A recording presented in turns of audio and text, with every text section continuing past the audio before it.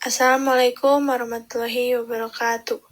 Kami dari kelompok 8, Program Studi Pendidikan Teknik Bangunan B, akan menjelaskan materi mengenai supervisi pendidikan untuk memenuhi tugas pengelolaan pendidikan.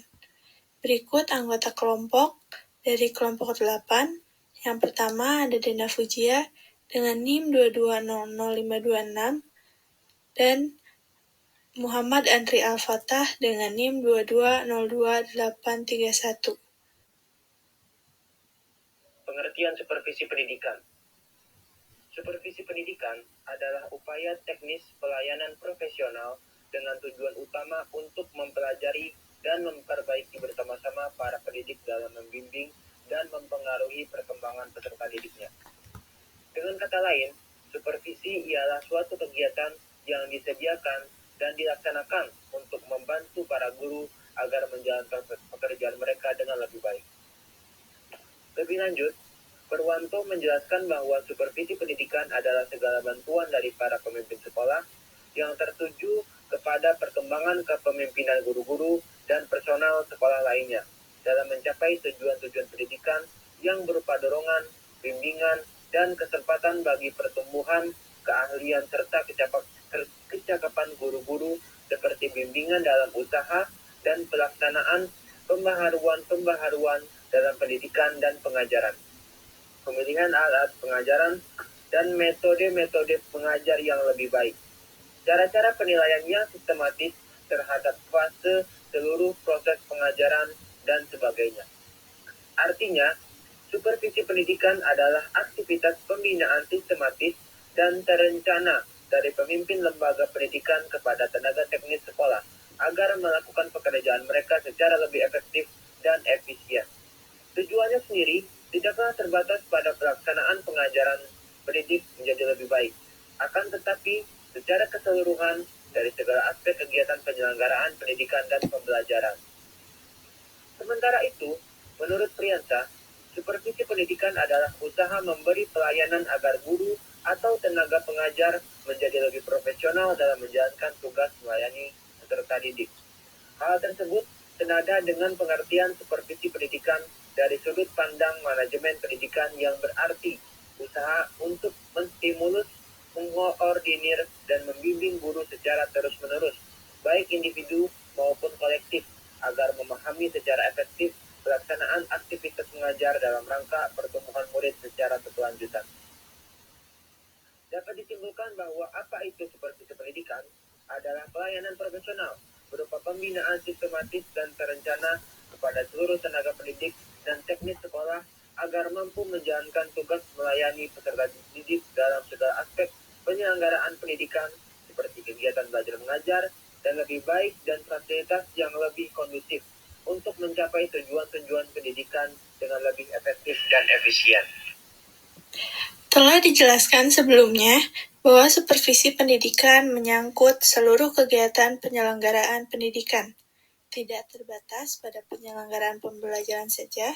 Oleh karena itu, supervisi pendidikan dapat dibagi menjadi beberapa jenis, yang diantaranya yang pertama terdapat supervisi akademik, yaitu yang menitik beratkan pengamatan supervisor pada masalah-masalah akademik, yaitu hal-hal yang langsung berada dalam lingkungan kegiatan pembelajaran pada waktu siswa sedang dalam proses pembelajaran. Yang kedua, supervisi administrasi, yakni supervisi yang menitik beratkan pengamatan supervisi pada aspek-aspek administrasi yang berfungsi sebagai pendukung dengan pelancar terlaksananya pembelajaran. Dan yang terakhir, terdapat supervisi lembaga, merupakan supervisi pendidikan dengan fokus pada pengamatan supervisor pada aspek-aspek yang berada di lembaga pendidikan.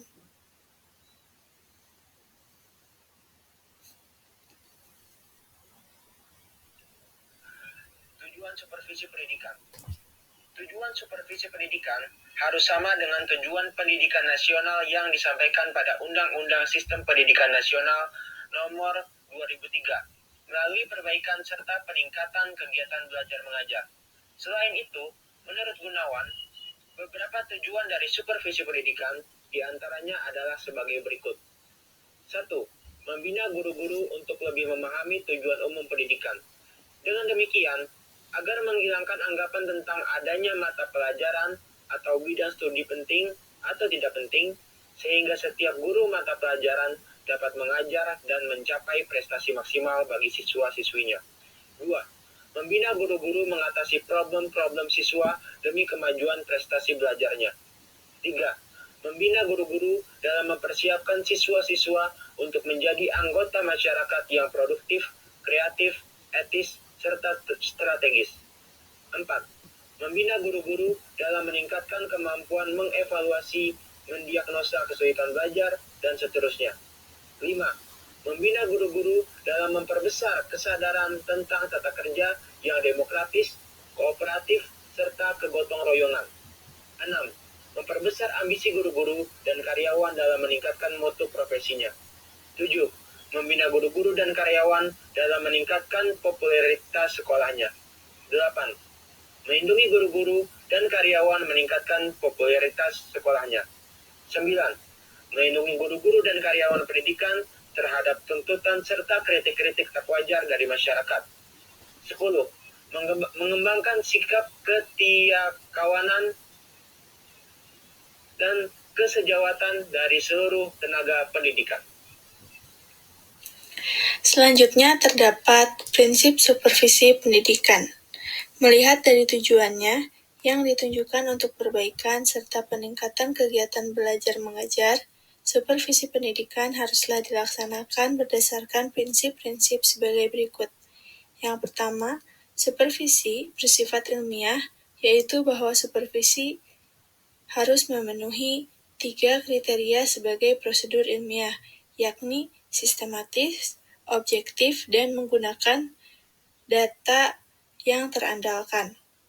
Kedua, supervisi dilakukan dengan prinsip demokratis karena perintah atau takut atasan, tetapi dilakukan dalam situasi kekeluargaan melalui musyawarah, saling memberi dan menerima.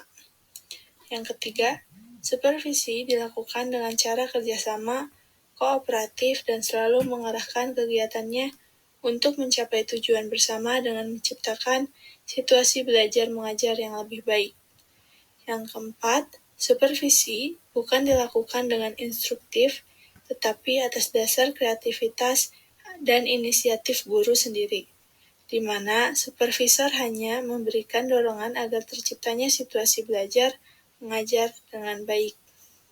Kelima, supervisi dilaksanakan dengan situasi terbuka, tidak sembunyi-sembunyi, tetap dengan cara terus terang melalui pemberitahuan baik resmi maupun tidak resmi sehingga guru yang akan disupervisi sudah mengetahui terlebih dahulu bahwa akan disupervisi.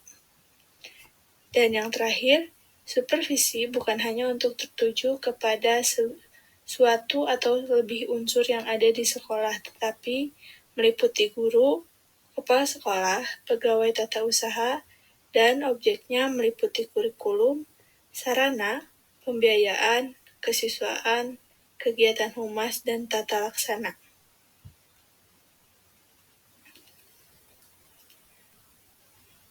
Lalu, terdapat fungsi dari supervisi pendidikan. Menurut Mariono, pada tahun 2011, fungsi supervisi pendidikan terdiri atas beberapa fungsi utama, yang diantaranya, yang pertama, penelitian, yaitu fungsi yang harus dapat mencari jalan keluar dari masalah yang dihadapi. Yang kedua, penilaian.